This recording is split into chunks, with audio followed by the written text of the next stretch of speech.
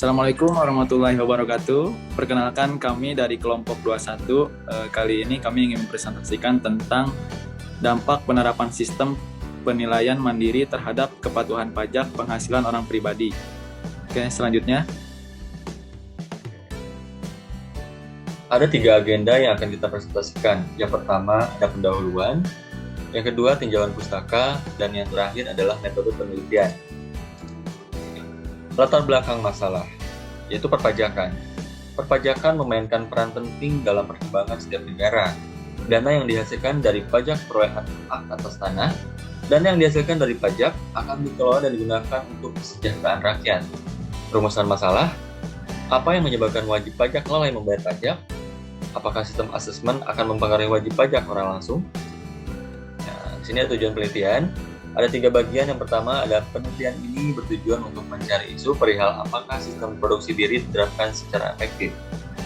Yang kedua, pada penelitian ini batasan masalahnya merupakan objek penelitian yang mencakup wajib pajak. Dan yang terakhir, contoh hal yang wajib dibahas diteliti, lingkungan yang mempengaruhi menjadi batasan-batasan data atau jumlah materi yang melingkupi. Di penelitian ini batasan masalahnya adalah objek penelitian yang meliputi kewajiban pajak orang langsung. Di sini ada 4 penelitian, ada 3 juga. Yang pertama ada membuka wawasan dan pengetahuan tentang ruang lingkup perpajakan. Yang kedua dipergunakan menjadi sampel dan info lain bagi yang membaca apabila ingin melaksanakan penelitian tentang topik yang sama. Dan yang terakhir, upaya pemerintah dalam sistem penilaian sendiri efektif mempercepat pemungutan pajak. Sistematika penulisannya adalah penulisan penelitian ini dikelompokkan jadi 3 bab, yaitu bab pendahuluan, bab tinjauan pustaka, juga bab metode penelitian. Yaitu saya jelaskan, ada yang pertama itu memuat latar belakang persoalan rumusan masalah, batasan masalah, tinjauan serta manfaat penelitian, serta sistematika penulisan. Yang bab kedua itu tinjauan pustaka sebagai dasar untuk menganalisis masalah yang ada. Bagian ini memuat landasan teori, penelitian sebelumnya juga kerangka pemikiran serta hipotesis. Dan yang terakhir, bab 3 merupakan metode penelitian yang mencakup desain penelitian, metode pengambilan sampel, jenis serta atas data, definisi operasional dan analisis data. Di sini ada tinjauan pustaka yang tadi pertama, pengertian pajak. Apa sih pajak? Nah, ini kita jelasin juga, pajak adalah iuran yang wajib dibayarkan dari orang pribadi maupun lembaga atau badan yang sudah ditetapkan dalam undang-undang dan fungsinya bagi kemakmuran rakyat serta kepentingan bersama wajib pajak pribadi. Tinjauan pustaka ada 3 bagian juga, yaitu self-assessment, official assessment, dan withholding tax. Yang pertama itu self-assessment.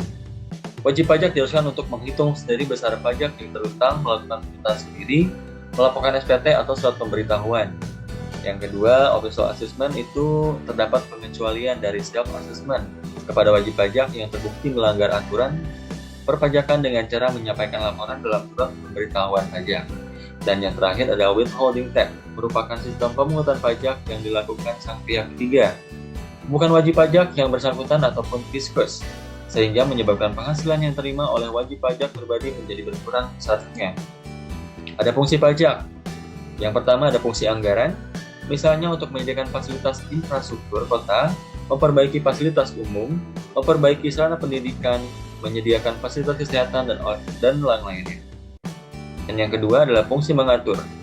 Pajak berperan dalam mengatur kebijakan perekonomian. Contohnya, pemerintah mengurangi beban pajak yang dikenakan bagi pelaku usaha mikro dan menengah.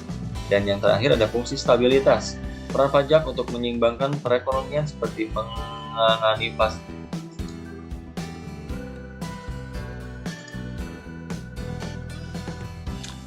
Di dalam metode penelitian yang pertama yaitu ada desain penelitian. Self-assessment system artinya kepatuhan wajib pajak atau orang langsung harus mematuhi peraturan perpajakan pada menjalankan suatu aktivitas usaha serta bekerja mandiri.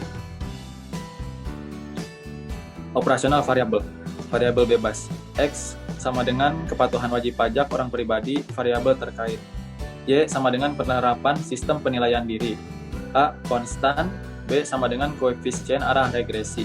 D sama dengan A plus BX. Populasi dan sampel.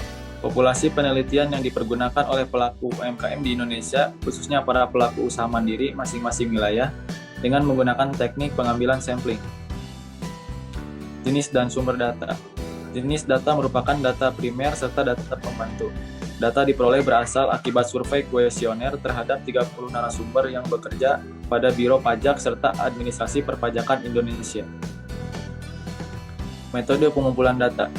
Metode pengumpulan data menggunakan metode survei dengan teknik kuesioner untuk memberikan beberapa pertanyaan dan soal secara tertulis kepada responden supaya bisa menyampaikan jawaban.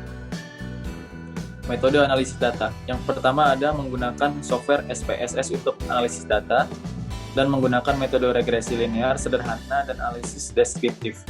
Yang kedua ada pengujian validasi dan reliabilitas jika instrumen penelitian berupa kuesioner. Pengujian asumsi-asumsi, normalitas, multikolinearitas, heterokedasitas, autokorelasi.